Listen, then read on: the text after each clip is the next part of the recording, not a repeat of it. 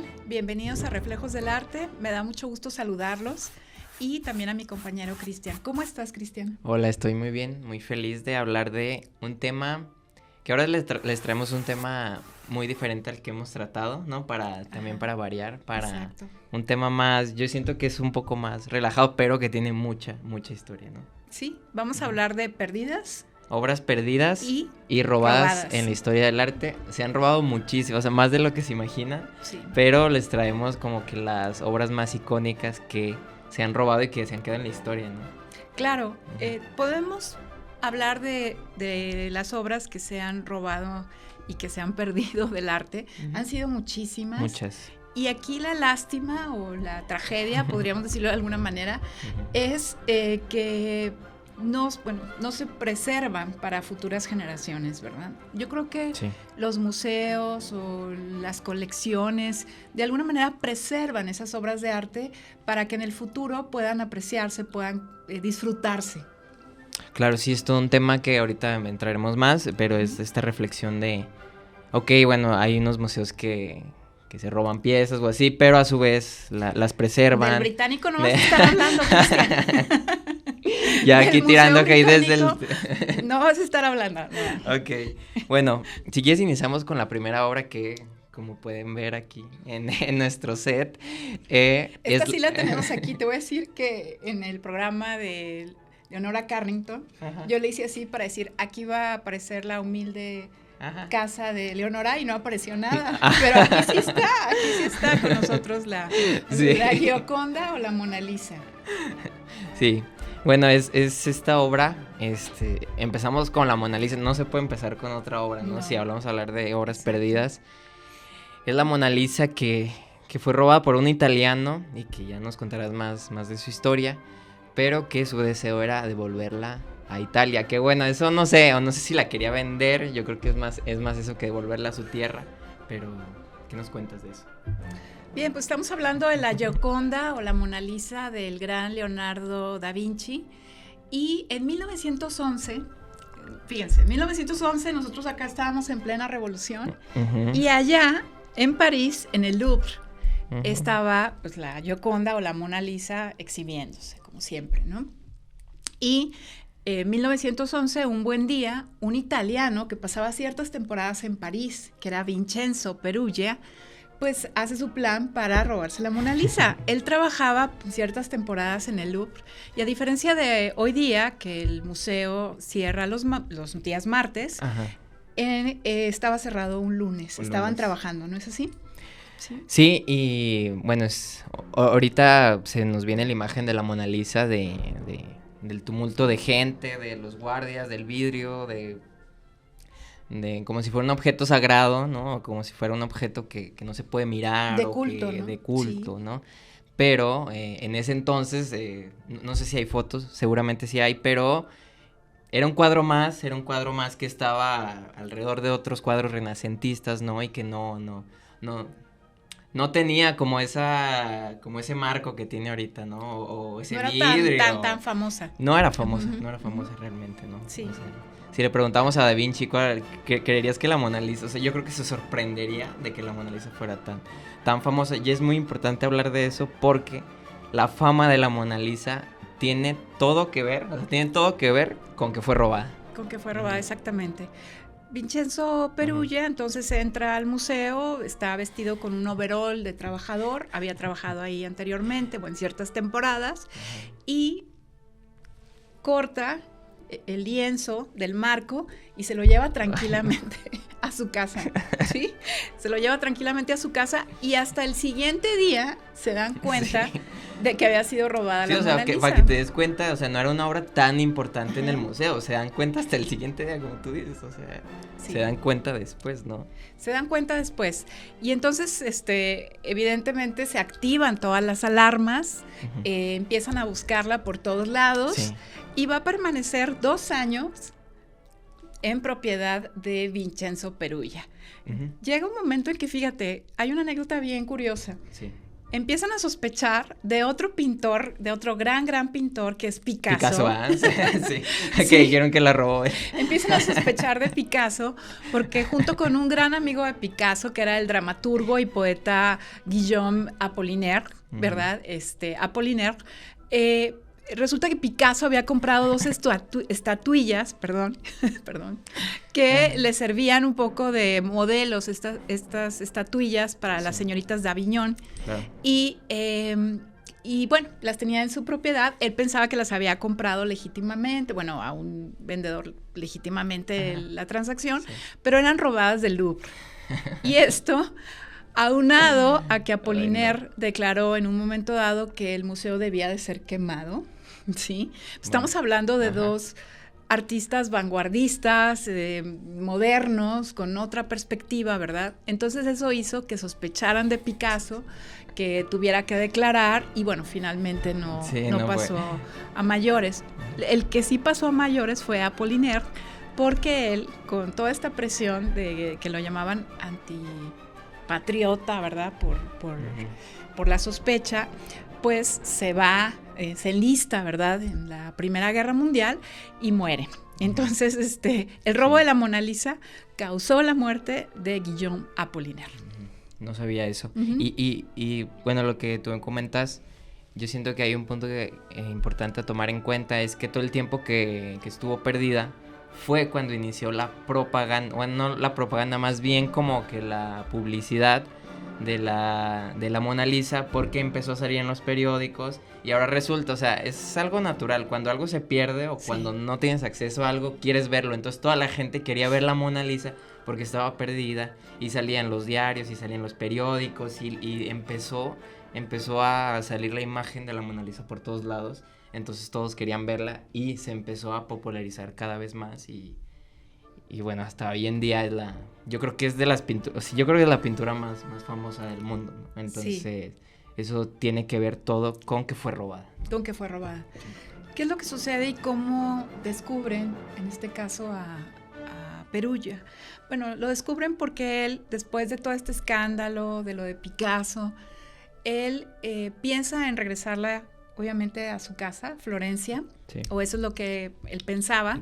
Y entonces contacta a un comerciante de arte y también al director de los oficios, Uffizi, en Florencia, y ellos son los que, digamos, que le dan el pitazo a la policía y así recuperan esta obra. Claro.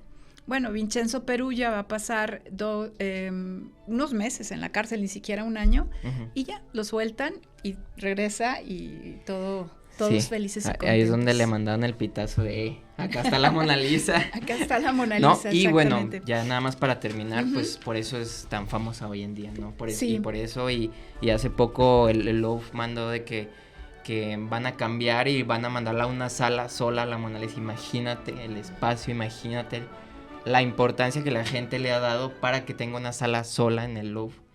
La Mona Lisa, ¿no? Y los tumultos de gente y todo eso, ¿no? Ese es entonces el proyecto, ¿verdad? Que están pensando es actual. Ajá. Exhibirla en una sala propia. ¿Verdad? Muy bien. Sí. Bueno, pues nos despedimos de la Mona Lisa. Sí. Adiós. Bueno, aquí nos va a acompañar. Está viendo curiosamente al espectador con esa mirada enigmática, ¿verdad? Y la media sonrisa, ¿no? Que como que se ríe, pero no se ríe. Ajá, sí. Pero bueno, nos gusta mucho la Mona Lisa. Y bueno, y estamos muy contentos de que la hayan recuperado. Sí, muy bien. ¿Con qué vamos a seguir, Cris? Seguimos con otro cuadro que sí, a ese sí me duele más, que no se ha recuperado, que es La tormenta en el mar de Galilea, de Rembrandt. Sí, muy bien. Bueno, este cuadro fue robado también. Sí. Fue robado del Museo Isabella Stewart Gardner, que ese museo se encuentra en la ciudad de Boston. Sí. Corría el año de 1990, un 18 de marzo, y era el día de San Patricio. Y ustedes saben que Boston, pues es una ciudad que tiene una herencia irlandesa muy marcada. ¿Y quién es el santo patrono de los irlandeses? Pues San Patricio. Entonces era el día de San Patricio. Imagínense a toda la gente tomando en las... Bueno, festejando, más bien, perdón. Retiro lo dicho, festejando en las calles, divirtiéndose. Además había partidos, no sé si de qué deporte, pero bueno, Boston también es una ciudad muy dada a los deportes, muy festiva.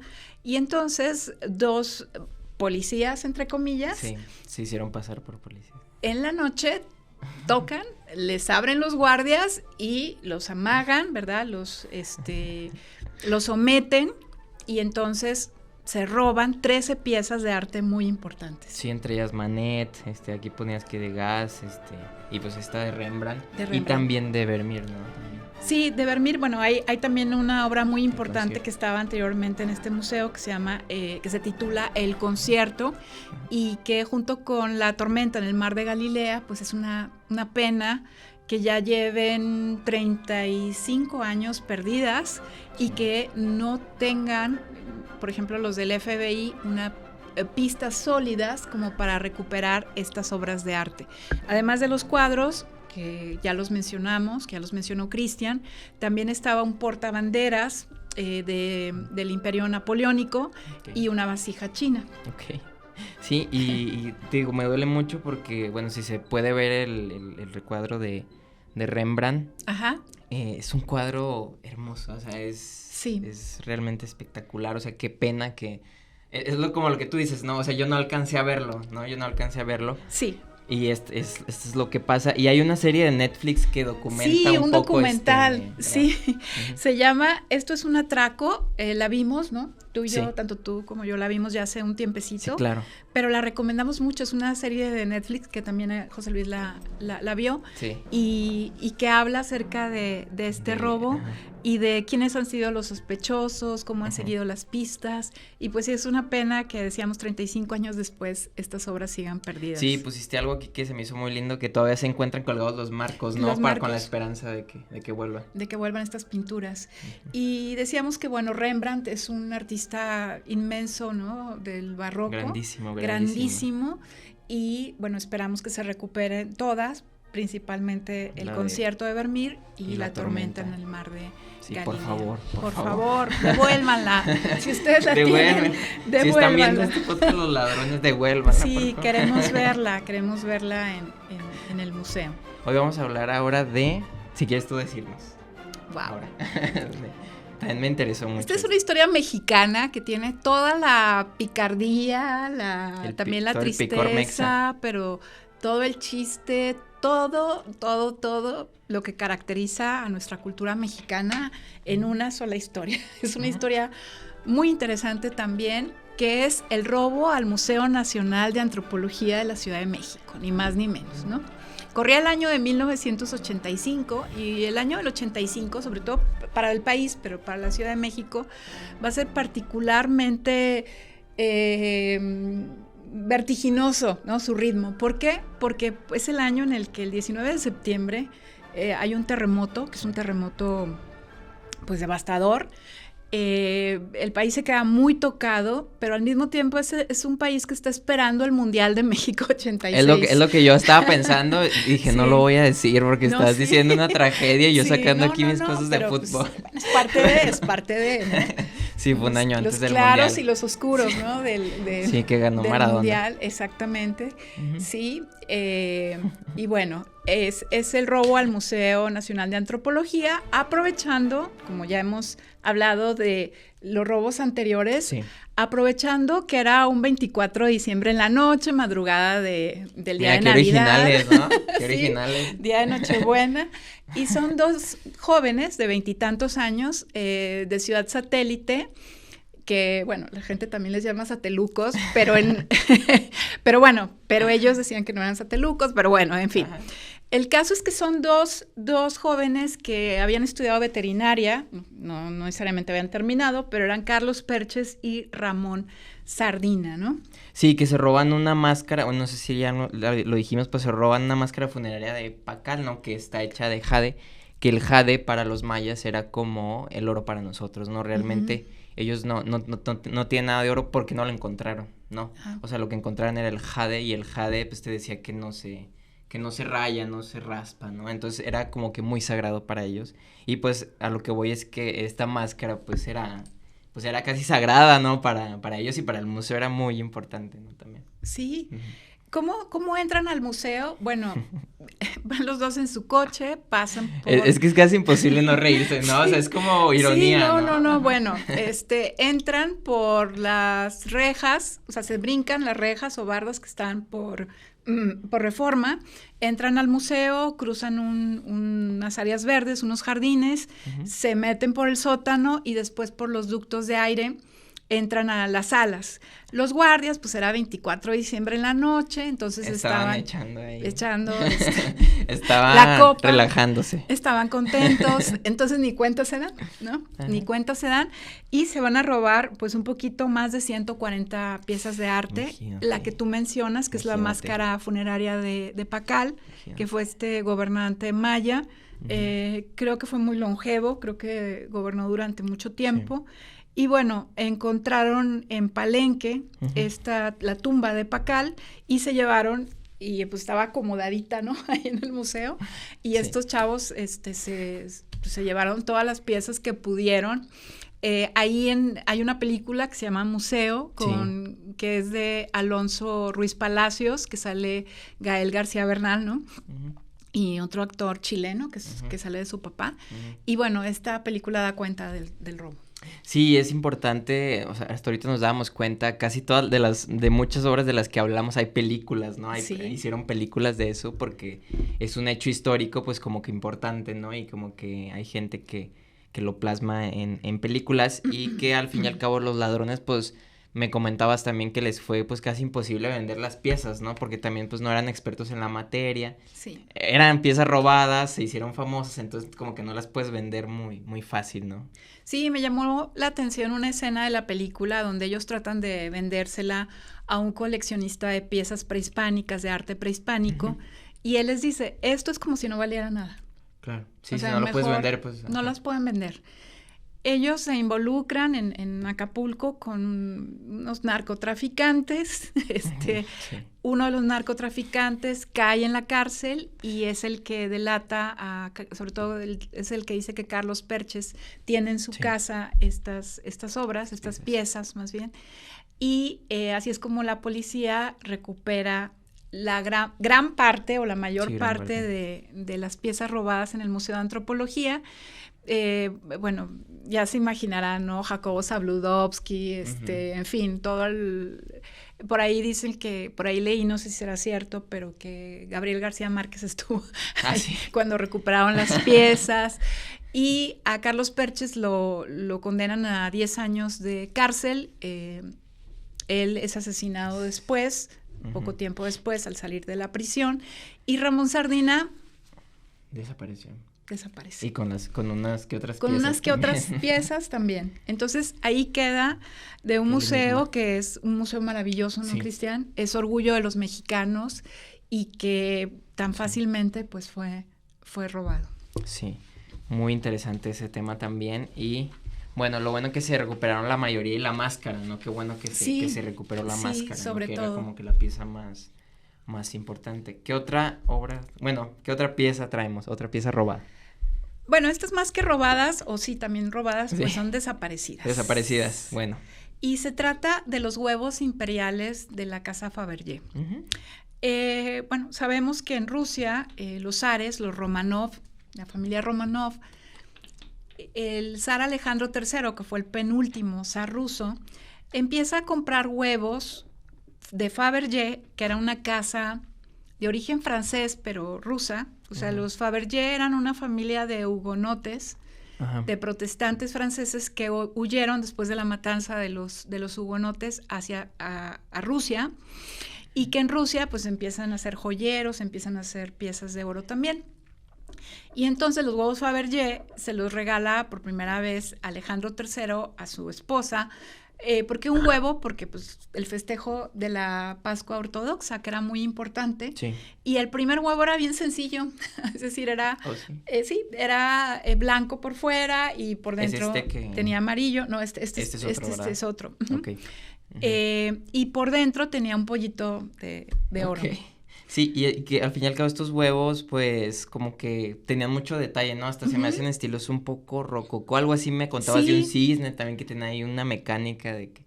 El cisne nadaba. Mucho detalle, ¿no? Sí, empiezan a tener cada vez más detalle, ya con, bueno, Alejandro III muere joven, a los 49 años, y le sigue su hijo Nicolás II, que es el zar que, bueno, trágicamente él y su familia son asesinados después de la Revolución de 1917. Pero como tú dices, cada vez los huevos Fabergé tenían más detalle, más piedras, más oro, más diamantes, e incluso había réplicas dentro de los huevos, por ejemplo, de palacios, de coronas, Imagínate de yates, de buques, imagínate. de batallas, en fin, ¿no? O sea, fueron cerca de, tengo y entendido... que son cositas así, ¿no? O sea, son Sí, pues objetos... es un objeto así, sí. de este tamaño, que más o menos fueron 50 los huevos imperiales, aunque Fabergé también hizo algunos otros huevos para otras casas reales. Con la Revolución rusa, pues algunos se los queda el gobierno ruso, se exponen en el Kremlin, pero otros pasan a manos de particulares. Por ejemplo, se dice que Grace de Mónaco tenía uno.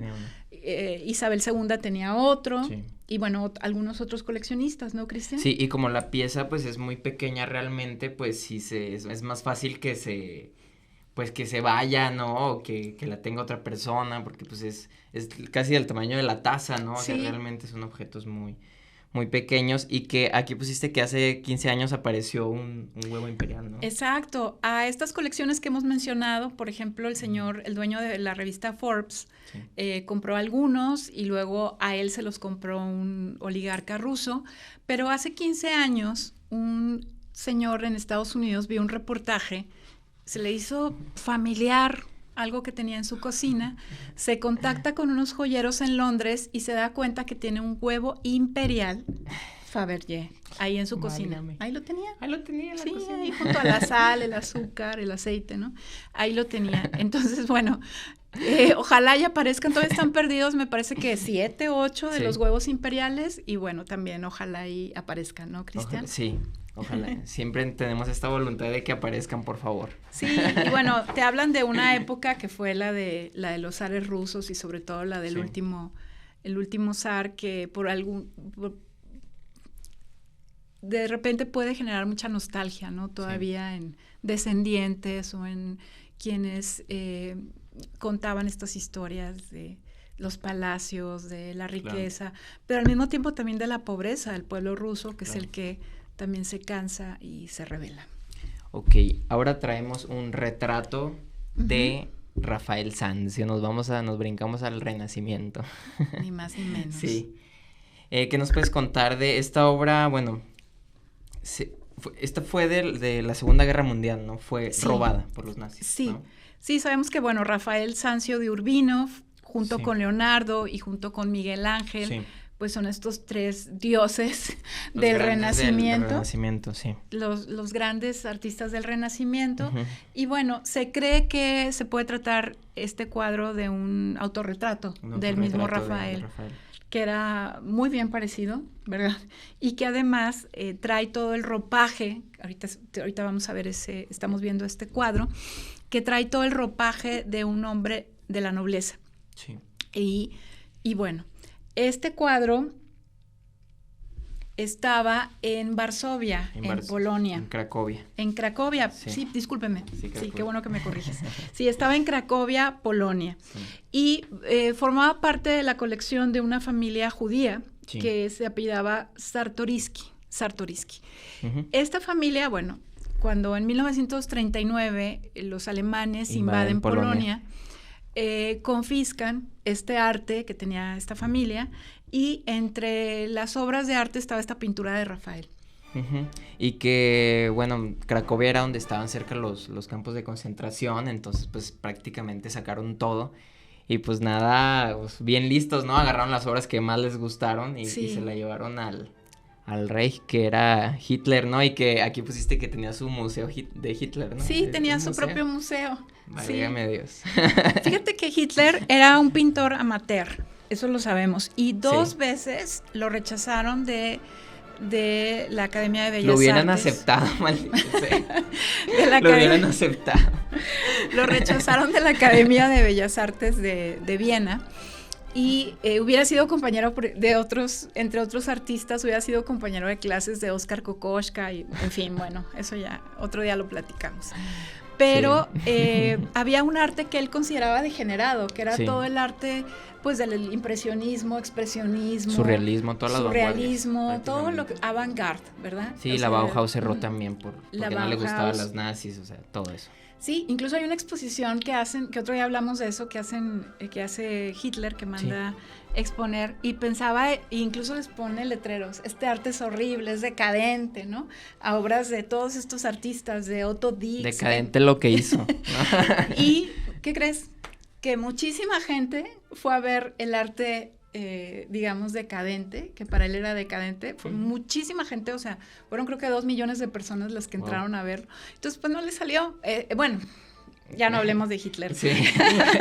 Mejor ya no hablamos de Hitler, pero sí hablamos de de la obra de Rafael. Sí, claro. Sí. Y que con la caída de los nazis, pues se recuperó, ¿no?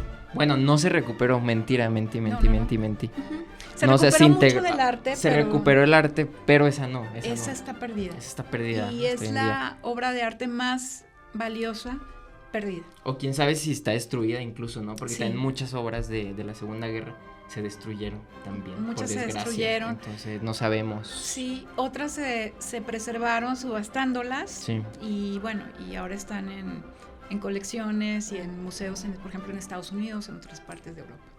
Ok, muy bien.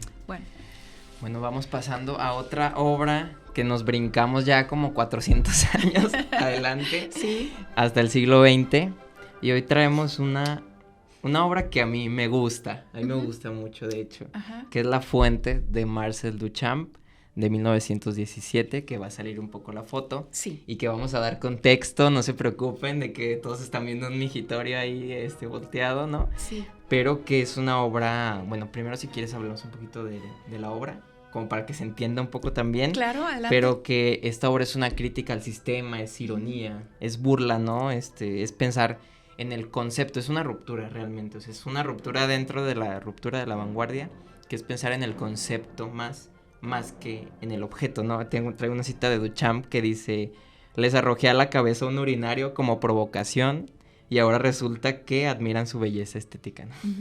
Exacto, muy disruptivo. Sí.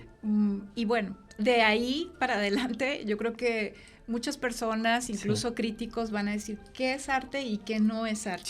Sí. Sí, no. Tú consideras y consideramos que La Fuente de Duchamp, bueno, es una obra de arte. Es una obra de arte porque fue la primera obra conceptual, ¿no? Es como digo, no es tanto el objeto, es el concepto, y que se perdió. Bueno, esta foto, que le voy a pedir a José Luis que igual la ponga de nuevo, es la única foto que se tiene original. O sea, si no estuviera esta foto no tendríamos la pieza original. Duchamp la llevó a un estudio fotográfico, le tomaron esa sesión de fotos, ¿no? Y después de la sesión ya no se sabe qué pasó con ella, o sea, no se sabe si se le perdió. Incluso hay teorías que dicen que antes de irse Duchamp a Buenos Aires la tiró, o no sé, como que hay muchas cosas. Sí. Realmente no se sabe dónde está. Hay versiones distintas, ¿verdad? Con respecto a esta pérdida o esta desaparición. Sí, y que era para la exposición de la Sociedad de Artistas Independientes en Nueva York, ¿no? Que era en 1907, que pues, bueno, si nos centramos en el contexto de 1917, Nueva York pues era el inicio de las vanguardias, ¿no? Entonces también por eso fue una obra muy, muy importante. Entonces fue rechazada, ¿no? Duchamp era juez de esa exposición también, y él la mandó la obra y la rechazaron. Dijeron, no, ¿qué es esto? Es que la manda con un seudónimo, ¿no? Sí. Ajá. Sí, ¿qué nos quieres decir del seudónimo? No, nada más, ustedes, bueno, van a ver la imagen y van a ver que dice R. Mott. Ajá. Y bueno, pues ese es el seudónimo de Duchamp. Hasta eso creo que tiene como este sentido del humor o de la ironía. Sí, muy dadano, muy irónico. Sí, y que al fin y al cabo se convierte también por todo lo que significó en una de las obras más importantes del siglo XX, ¿no? Yo siento que muchas personas se han de preguntar, bueno, ok, pero ¿por qué es arte, no? O sea, ¿por qué es arte? Porque un migitorio volteado es arte, ¿no? Yo, un poco para tratar de... No crean que yo lo tengo muy claro, o sea, no creas que yo tengo muy claro el arte conceptual. Ajá. Porque es difícil, porque es ruptura, ¿no? Porque se sale completamente de lo que de los cánones que tenemos ya preestablecidos de lo que es arte, ¿no? Pero un poco para ayudar a entender es que yo leí de que refiriéndose a Duchamp, él ha tomado un artículo común de la vida de todos los días, lo ha colocado de modo que su significado útil desapareciera. Esto es muy importante, el significado útil. Ha creado un nuevo pensamiento para este objeto, ¿no? El migitorio, o sea, la idea es que el migitorio, sacado del contexto de donde es y volteándolo, pierde su utilidad, ¿no? Voy a hacer un ready-made que te iba a decir que lo iba a hacer con adelante. una agua. Adelante, Nosotros Cristian. aquí haciendo, o sea, por ejemplo, esto es un agua, ¿no? Y así es como la percibimos y así es el objeto como está puesto, ¿no? Como funciona, pues yo la puedo aquí abrir y tomar agua, ¿no? Porque Sí. no se cae. Pero si yo muevo el objeto de esta forma, pierde su utilidad, porque si yo quiero, si lo abro aquí, voy a llenar todo aquí de agua y el objeto ya perdió su utilidad, ¿no? Esa es un poco la idea de Marcel Duchamp, ¿no? De mover el objeto. Una maestra que yo tuve de arte moderno subía una silla al escritorio y decía, mira, el objeto aquí ya perdió su utilidad. No quise subir la silla aquí porque tengo que quitar el micrófono y voy a hacer aquí Y sería más complicado. Y sería muy complicado, pero bueno, esa es la idea un poco para que se entienda un poco el concepto, no sé cómo tú lo ves. Sí, exactamente, es resignificar el objeto y convertirlo en este caso como lo tituló Duchamp en una fuente. En una fuente. Cuando realmente era un migitorio. Exactamente. Y bueno, la obra pues se perdió, o sea, no se sabe realmente dónde está o cómo se perdió, o sea, ni siquiera saben si se la robaron o no, o sea, sencillamente dejó. Hay copias que Duchamp hizo después de que se perdiera, pero la original, la que tomó Duchamp, pues no. Desapareció. Está desaparecida hasta hoy en día, por desgracia. Pues muy interesante. Sí. Por último, vamos a hablar de una pintura del gran Gustav Klimt. Klimt, para cerrar con Klimt. Pintor austriaco. Y bueno, sabemos que Gustav Klimt se inspiraba muchas veces en mosaicos, también en el arte oriental. Ver a Klimt es ver dorados, ¿no? Y justo vamos a hablar de una pintura que hizo Klimt de una mujer judía llamada Adele Bloch-Bauer. Sí, que es un cuadro impresionante, ¿no? Sí. A mí lo que más me llama la atención es el año en el que fue hecho, o sea, 1907. Esa ornamentación, es cambiar las formas, ¿no? Sí, parecería hasta un collage, total, ¿no? Sí. Sí, o sea, tendría es un cuadro como este look de un collage. Increíble, y que fue robada también por los nazis, otra vez los nazis. Exactamente. Por un comandante que se llama Bruno Grimschnitz, ¿no? Y que pasó a conocerse como la Dama de Oro, ¿no? Porque esta mujer, como bien tú dices, era, pues, judía, entonces los nazis la llamaron la Dama de Oro, ¿no? Para nombrar su nombre. Para no mencionar los apellidos Bloch-Bauer. Y bueno, ella fue musa de Klimt. Hay otras pinturas donde ella aparece también, sí. Es una mujer de cabello negro, blanca, que bueno, la gente rumora. No, se decía que, bueno, además de musa, pues había tenido algún tipo de relación con Gustav Klimt, que no sería raro, pero bueno, era esposa también de un magnate, de un hombre muy rico, ¿no? También por eso se explica y que haya varias pinturas de ella. Sí, que fue cedida bueno, ya cuando terminó la guerra fue cedida a la Galería de Belvedere, ¿no? En Viena. Y resulta, es que hay toda una historia, ¿no? Que también María Altmann, que fue refugiada judía, que al parecer su tía era Adele, la retratada. Bueno, encontró un testamento en el que Klimt decía que pues todos los retratos realizados por él eran para los sobrinos. Entonces como que el Estado dijo, no, pues no, o sea, no, esta Klimt como que nos las donó a nosotros, al Estado. Sí. Entonces como que no se ponían de acuerdo de quién. Sí, de que Adele se los había dejado a sus sobrinos, pero Klimt, o sea, era una obra de Klimt que el Estado la reclamaba también, ¿no? Exacto. Entonces, como que había esta disputa y bueno, hasta que finalmente queda en la familia de Adele. Sí, en 2006 logró recuperarla y pues muy lista, la vendía en $135 millones, con la condición de que estuviera siempre colgada en un museo de Nueva York y que la gente la pudiera ir a apreciar, ¿no? Que al fin y al cabo para eso son estas obras y son para, independientemente de donde estén, pues son para para apreciarse, ¿no? También hay una película de Sí. esta historia. Hay 2, ¿no? Yo Sí. traigo aquí La Dama de Oro de Simon Curtis en 2015 y tú me Y creo mencionaste que hay otra, una ¿no? anterior, según yo hay una anterior, pero esa no la he visto, nada más Sí. he visto como las fotografías y la mención con Helen Mirren Ajá. en el papel de esta mujer, de la sobrina que va y reclama la pintura. Y Claro. bueno, como ya decías tú, la adquirió Ronald Steven Loder, que es de esta casa de cosméticos de Loder, y bueno, es quien la adquiere. Sí, y bueno, esta es la última obra que traemos, ya no traemos más, pero de verdad, hay muchas obras robadas, hay obras de Monet, hay obras de muchos artistas, ¿no? Que se han robado, y también pues estos pintores Caravaggio, ¿no? de Caravaggio sí. también por ahí había. Sí. La captura de Cristo también leí que por un tiempo estuvo perdida y luego la recuperaron, Sí. y como que hay muchísimas obras que se han robado, ¿no? Incluso la joven del arete de la perla, de Vermeer, Sí. también estuvo un tiempo como desaparecida.